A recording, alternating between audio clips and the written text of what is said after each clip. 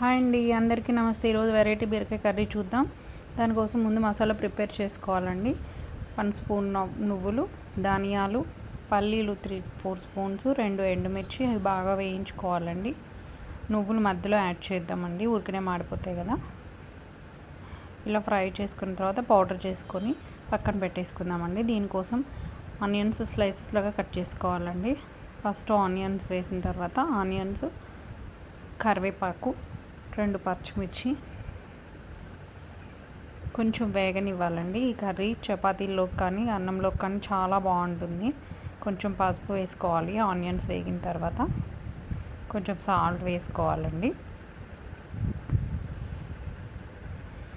చాలా బాగుంటుందండి ఈ కర్రీ. బీరకాయ ముక్కలు ఇలాగే కట్ చేసుకోవాలండి. టేస్ట్ చాలా బాగుంటుంది. మరీ చిన్నగా కట్ చేసుకుంటే అసలు బాగోదు. ఇది మొత్తం మూత పెట్టేస్తే మగ్గిపోతుందండి. ఇంత పెద్దగా ఉన్నాయి ఏంటి అని అనుకోవద్దు. మూత పెట్టేసిన తర్వాత కొంచెం వేగిందో లేదో చూసుకొని తిప్పుకుంటూ ఉండాలి. దానిలో వాటర్ మొత్తం ఇంకిపోయేంత వరకు ఇలా వేయించుకున్న తర్వాత మనం పొడి చేసి పెట్టుకున్న మసాలా వేసుకోవాలి. అది బాగా కలిసిపోయేలాగా కలపాలండి. 1 టీ స్పూన్ కారం కూడా యాడ్ చేద్దాము. నువ్వులు పల్లీలు వేసిన తర్వాత 2-3 టైమ్స్ కలపాలండి, ఎందుకంటే అడుగంటుతుంది. చూసారా ఆయిల్ ఎలా సెపరేట్ అవుతుందో.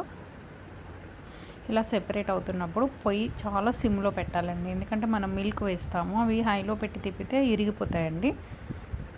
సో చాలా చిన్న గ్లాసు మిల్క్ వేసి కంటిన్యూస్గా తిప్పుతూ ఉండాలండి. ఒక 2-3 మినిట్స్ తిప్పిన తర్వాత లిడ్ క్లోజ్ చేసి చూసిన తర్వాత ఇలా ఆయిల్ సెపరేట్ అవుతుంది. అప్పుడు మనం కొత్తిమీర తీసుకొని గార్నిష్ చేసుకోవడమేనండి. చూసారా ఇలా వేడి అన్నంలో కానీ చపాతీలో కానీ చాలా బాగుంటుందండి కర్రీ. ఇది ఒకసారి ట్రై చేయండి.